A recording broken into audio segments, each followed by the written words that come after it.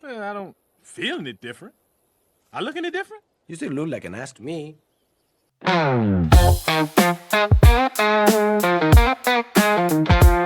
We've gone through a really fun list, 10 fan favorite comedy quotes everyone remembers. And it's quite a mix, isn't it? Some are genuinely hilarious, some are pretty weird. Totally. It's a real spectrum of humor. Which, makes you wonder why these specific lines resonated so much, but makes them stick. Precisely. So that's kind of our mission today. We're going to dig into these 10 quotes and figure out, well, why these ones? Why do they pop up years later? Okay, let's do it. Where do we start? Number 10. Yep, number 10. From Deadpool, the 2016 movie, it's he'd rather act like a child, a heavily armed child. I've given Deadpool every chance to join us, but he'd rather act like a child. A heavily armed child. When will he grow up and see benefits of becoming X-Men? Which benefits? The matching unitards? The house that blows up every few years? Please, house blowing up builds character. You ate breakfast.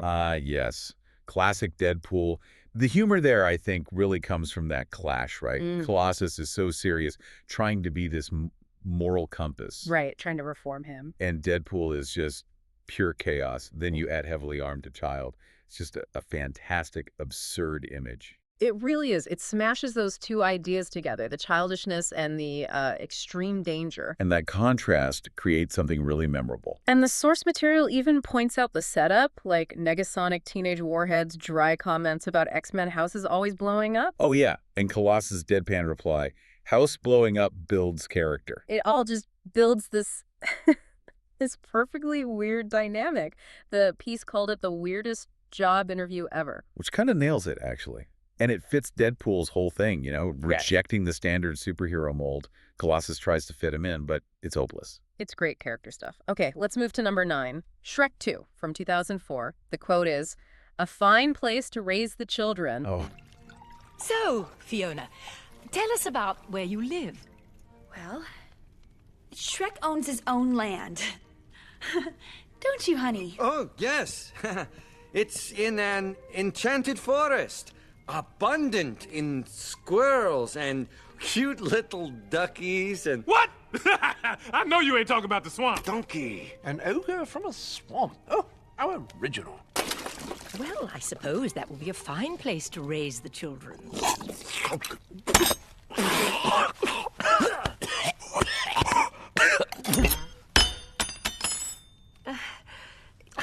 It's a bit early to be thinking about that, isn't it? Indeed. I just started eating. Harold! What's that supposed to mean? The delivery on that one, it's just dripping with passive aggression, isn't it? Totally. It's all about that awful, awkward dinner scene. The queen is trying so hard to be polite about the swamp. While clearly hating every second of it. You've got Shrek being kind of earnest, Donkey being, Donkey. Probably saying something completely inappropriate. No doubt. And then the queen drops that line with this forced smile. It's the gap between the words and the real feeling. That's the comedy. Yeah, pure social awkwardness. The source mentions Shrek and the king choking on their food. Which is perfect visual comedy stemming from that tension. Yeah. We've all been there, haven't we? Someone says something nice, but the subtext is just, oof. And makes you think how much humor relies on us understanding those social codes and then seeing them bent or broken. Exactly. Her comment is funny because it's so obviously insincere. Okay, number 8. Back to Deadpool again. Breakfast is the most important meal of the day. You ate breakfast, yes? Breakfast is most important meal of day.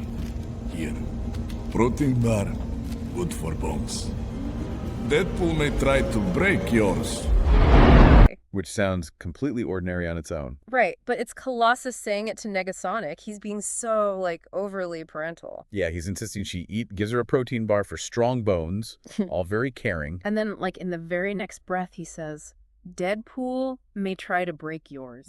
Yes. Yeah. That sudden turn from, health advice to casual threat of violence. It catches you completely off guard. The source called it positive Yeah. and terrifying. That's a great description.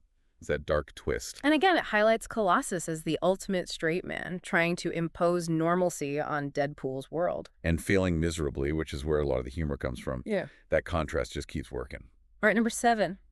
Kung Fu Panda 2, 2011. Poe says, "My dad isn't really my dad." I just found out that my dad isn't really my dad. Your dad, the goose. That must have been quite a shock. Yeah, a big emotional moment for Poe. He's sharing this huge thing about his identity. But the comedy isn't from Poe, is it? It's Tigress. Oh, absolutely. Her reaction is just perfect deadpan sarcasm. Your dad, the goose. And then after Poe confirms, she just goes, that must have been quite a shock. It's the complete lack of the expected dramatic reaction. That understatement is hilarious. Poe's pouring his heart out, and she's just flat. It's brilliant comedic timing, even just reading it. And it fits her character perfectly, right? She's always so stoic and reserved. Yeah. So that dry wit becomes this great counterpoint to the more emotional stuff. It works because it's consistently her. Okay, number 6. We're heading into The Wolf of Wall Street now, 2013. You show me a pay stub for $72,000. No, I'm serious too. Seriously, how much money you make? I told you, 70,000. Well, technically 72,000 last month, something like that. You made 72 grand in 1 month. Yeah.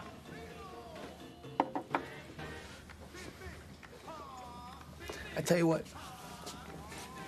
You show me a pay stub for $72,000 on it, I quit my job right now and I work for you.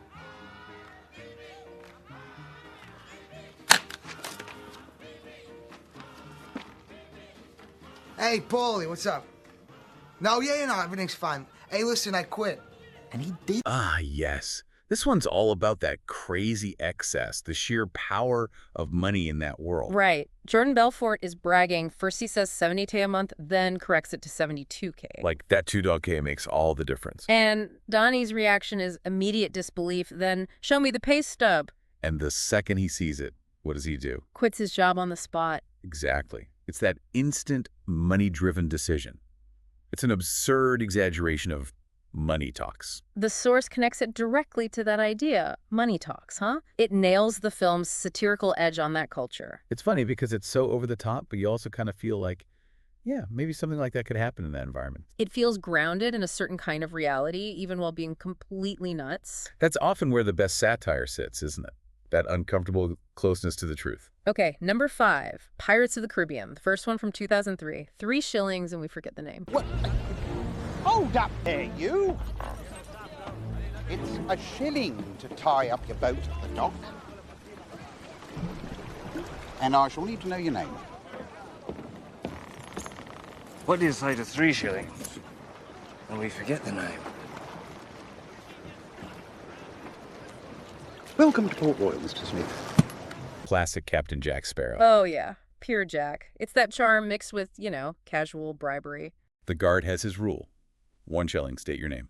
Very official. And Jack just smoothly sidesteps it. Doesn't argue, just ups the offer and changes the terms. 3 shillings, and we forget the name. It's effortless manipulation, really. But charming. That's his whole deal, isn't it? Bending rules, talking his way through everything. It's why we love the character. It's a perfect little introduction to how he operates outside the normal rules, relying on wit and, well, a bit of cash. Sets the stage perfectly. Okay, number 4, back to Deadpool. This one starts sweet. Love is a beautiful thing. Remember? No, my slender brown friend. Love is a beautiful thing. When you find it, the whole world tastes like daffodil daydream. So you gotta hold on to love. Tight. And never let go. Don't make the same mistakes I did. Got it? Yeah. Or else the whole world tastes like Mama June after hot yoga. Sir, what does Miss Mama June taste like? Like 2 hobos fucking in a shoe filled with piss. I can go all day, Dopinder. Uh-oh. You know where this is going with Deadpool. Right. He starts with this almost like Hallmark level sentiment. When you find love, the whole world tastes like daffodil daydream. Which is surprisingly poetic, actually, for him. It is. But then, the pivot. Bam. The complete opposite.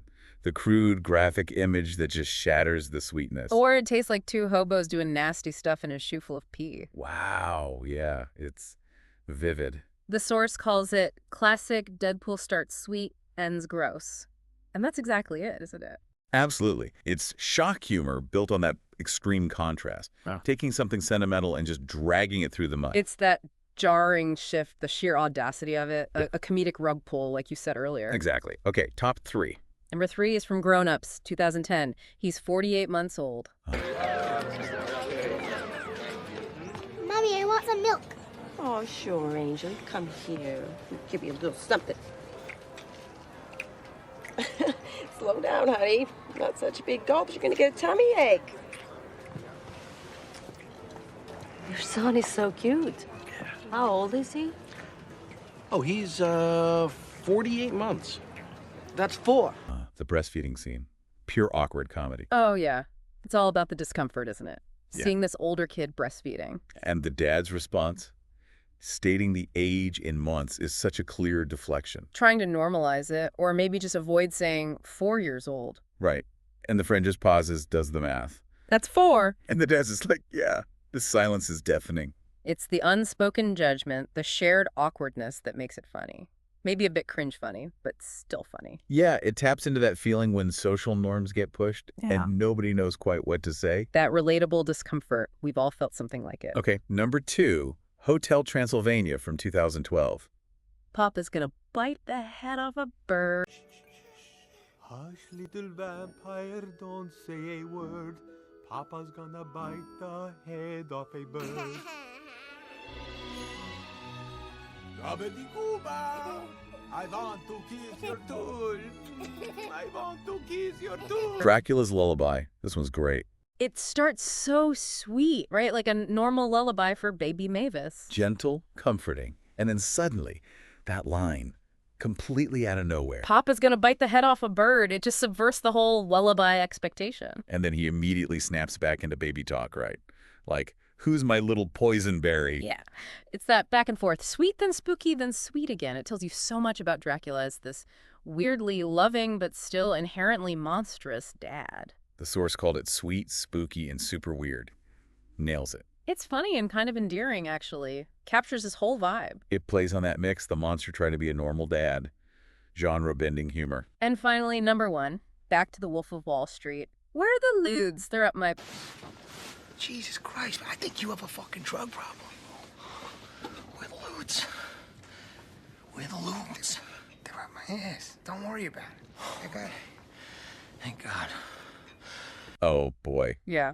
This is dark humor territory. Totally. It comes from that crazy drug-fueled chaos of the film. Jordan's panicking, asking where the Quaaludes are. And Donnie's response is just shockingly calm and matter of fact, considering the hiding place. Revealing a very intimate location. And Jordan's just relieved. Not even fazed by the sheer weirdness of it. It's just another Tuesday for them. It's funny because it's so outrageous, so beyond the pale. The source note on this one was perfect. Yeah. That's friendship. Or a lawsuit. Maybe both. Huh. Yeah, that sums up their dynamic pretty well. Questionable, but somehow